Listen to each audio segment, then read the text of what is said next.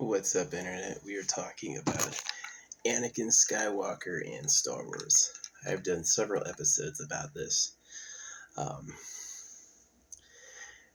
Skywalker was an experiment from Darth Plagueis. This is known in the script. This is known in the historical context that he had a high midichlorian count, which I thought was stupid when I first saw it, but now that I know that it was proof he's not the chosen one, he's just an experiment. So what's going on in this story? Why does that matter?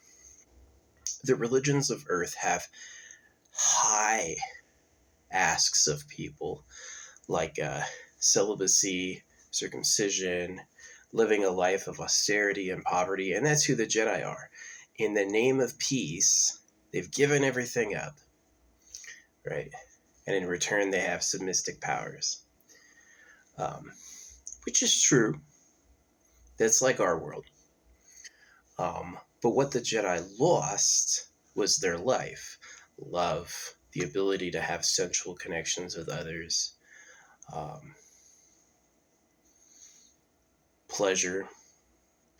There's not many Darksiders, or any Darksiders, who use their powers for seduction and pleasure.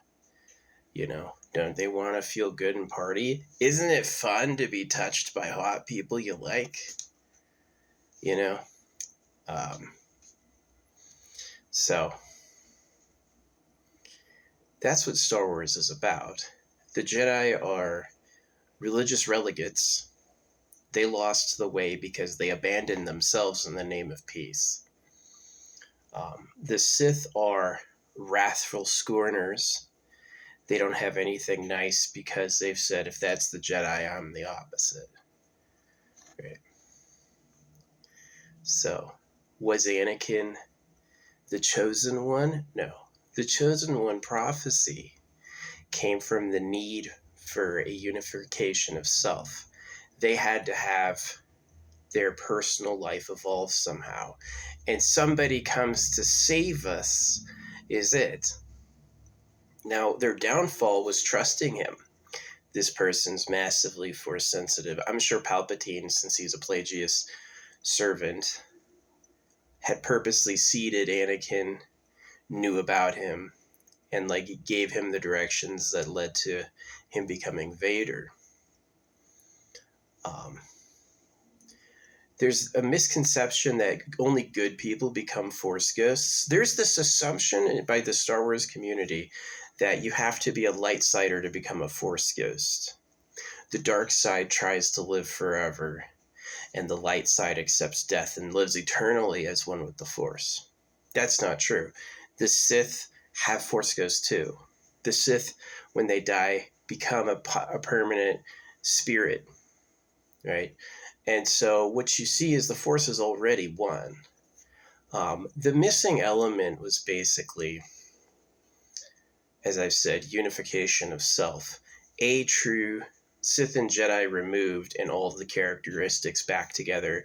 You have a very powerful being who has a very strong core of self-dignity, what they want and what they need. Their natural desires carry them, and their natural desires include all of the positive and negative lovemaking as well as wrath, charity as well as scorn. So that's really what the Chosen One thing was about.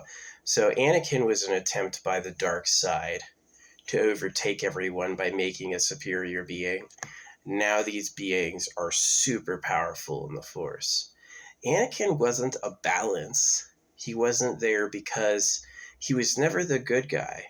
A person who is chosen by the Force to be a hero wouldn't kill all the Jedi unless they were truly rotten. And then does that mean he did something wrong? Anakin was always the bad guy. He was twisted since birth, like a bad dog, like a psychopath. And I think it's more likely Luke was the chosen one. Although because of humility, he would never admit it.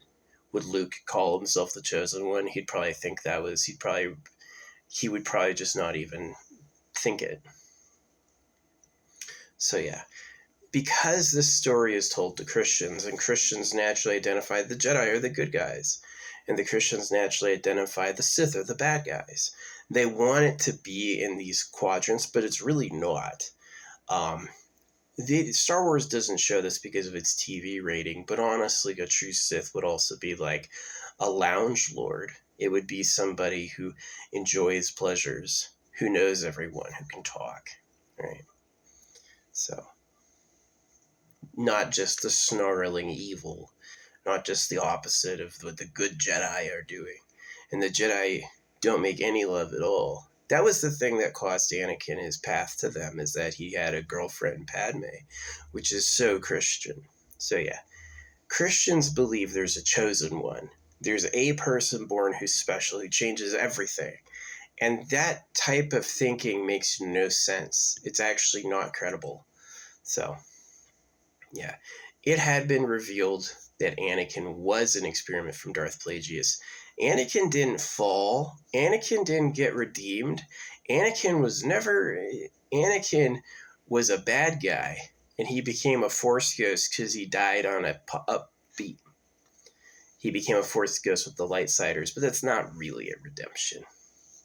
I'm sure, like, you know how what's his butt keeps Vader's mask, Kylo? I'm sure that's Anakin's ghost. I'm sure he uses Anakin's ghost for powers. I'm sure it's like, no doubt Anakin has an eye out for him, and he's like, yeah, get mad.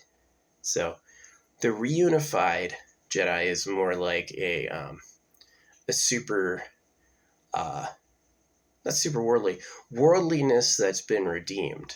So it's like, you see the pleasures couldn't be anything else. Being touched, making love, nothing else could be that. Even you get into positive things like drugs. In Star Wars, it's a death stick. It's a poison. But a real drug is like a rare element, a rare material that your body uses, right? Your body enjoys it because it knows what to do with it, and it's special. Not because it's ruining your brain somehow and you're going crazy. Right? Which the drugs that the Christians put out there are. Fentanyl kills you, heroin kills you. You really tell me something made you feel so good you died? Or was that the purpose of the poison? Is it like, if they actually try to go overboard, they'll murder them? Can you imagine dying from eating oranges? Doubt it. Doubt anyone's come that close. So, yeah. I think that the Jedi trying to be too good and the Jedi claiming peace at the deaths of their natural selves was a bad thing. And in my future, too, it's the Eternal Pleasure Body AI Spaceship Core. The Jedi were not working on people living forever. The Jedi were not working on a toilless existence where people live for free. They weren't doing that at all. They were working on law and order. You can obey and listen to the Jedi prophecies, which were useless, right? So was Anakin the chosen one? Anakin was fateful in the sense that their weakness was respecting the Force, and finding someone who is incredibly Force gifted to them meant he had to have been a good guy. So, yeah. It's definitely living without your enemy's word to you. I've often wondered what my enemies say about me or themselves, what they really think. I have nothing but guesses and inferences to go off of. But yeah, by admitted written canon, Anakin was a dark side experiment, and that all the chaos happened when people tried to trust him, give him the benefit of the doubt. That's when everything went wrong. And the idea that he didn't save Luke Skywalker. He decided his only ally, Luke, would probably help him if he could, if he tried to take out the Emperor, which failed. So, the Sith take each other out. The idea there's only two, that's just so cooked in. The fact they make them fight each other to the death. It's like their favorite thing. The Jedi would never do that. We're going to train until one of us dies. They'd call it a bad day. Not the Sith. They go like, you just have to do that. But none of them are making love. None of them have like a nice sensual life, which is the problem. It's the missing element that would unify both of them, honestly.